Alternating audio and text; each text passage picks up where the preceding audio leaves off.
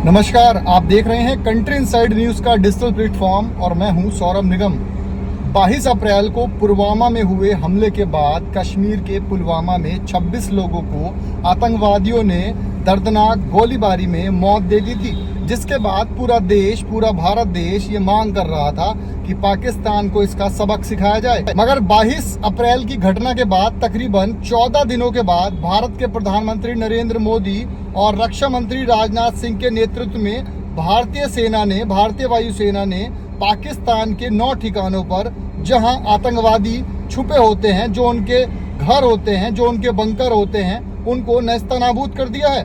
मेरे साथ मेरी सहयोगी प्रियंका भी हैं, जो बताएंगी कि कल आखिर रात 1 बजे ऐसा क्या हुआ था कि पूरा पाकिस्तान दहल गया था। प्रियंका, बताएं कि कल रात क्या हुआ था और जो भारत ने कदम उठाया है उसके बारे में आप क्या कहना चाहते हैं? देखिए सौरभ जी, बात यह है कि भारत ने अपना बदला लिया है।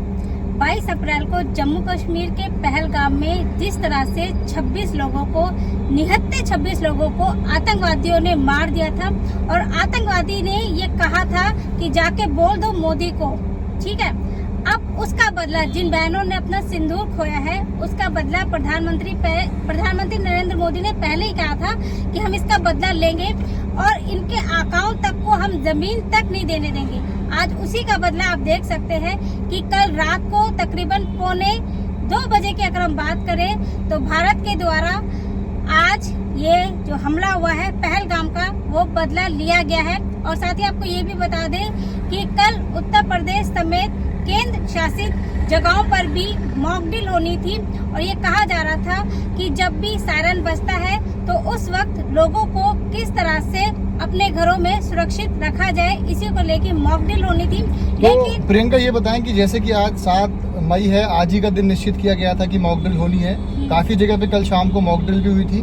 तो क्या नरेंद्र मोदी गुपचुप तरीके से और भारतीय सेना ये प्लान कर रहे थे कि भारत पाकिस्तान पर ही हमला करेंगे और उसके बाद मॉक ड्रिल के लिए, यानी कि भारतवासी को तैयार रहना पड़ेगा, जिससे कि यदि कोई आकस्मिक स्थिति आती है तो ये उसी का अभ्यास था क्या, मॉक ड्रिल का नाम जो लिया जा रहा है?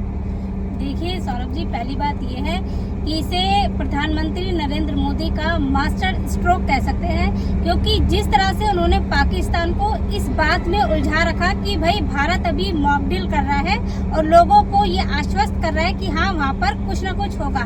तो ये कहना गलत ना होगा कि भारत ने पाकिस्तान को एक तरह से उलझा दिया था कि भारत अभी देश में मॉक ड्रिल कर रहा है और अचानक से रात में हमला हो गया?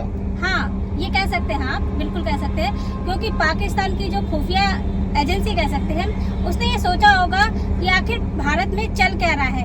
और आप ये सोचिए कि रात में जहां पूरा पाकिस्तान सो रहा था, भारत की 140 करोड़ जनता सो रही थी, उस बीच पाकिस्तान के ऊपर यानी कि 9 जो ठिकाने बताए गए हैं आतंकवादियों के, वहां पर हमला हुआ है। और इसे कह सकते हैं कि पाकिस्तानियों की रीढ़ जो आतंकवादियों को वहां पे जो पनाह दी गई थी, उसको तोड़ा गया है। और साथ ही साथ भारत ने एक ही जवाब भी दिया है। तो आपको लगता है कि जो हमला हुआ है उसके बाद हर भारतवासी को तो खुशी है, ऑपरेशन सिंदूर के बाद पाकिस्तान इस पर क्या बोलेगा?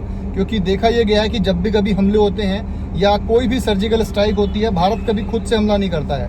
पहले अगर पाकिस्तान ने कोई गलत कदम उठाया है तो जवाबी कार्रवाई के तौर पर ये कल रात 9 ठिकानों पर भारत ने एयर स्ट्राइक किया है। तो पाकिस्तान क्या फिर से कोई रोएगा इंटरनेशनल ट्रेड के सामने, या फिर वो आरोप लगाएगा पाकिस्तान भारत के ऊपर फिर से? क्या कहना चाहेंगे इस पर आप? देखिए सौरभ जी, पाकिस्तान जो है, पाकिस्तान के बारे में अगर हम बात करें तो वो एक कंगाल देश के नाम पर जाना जाता है।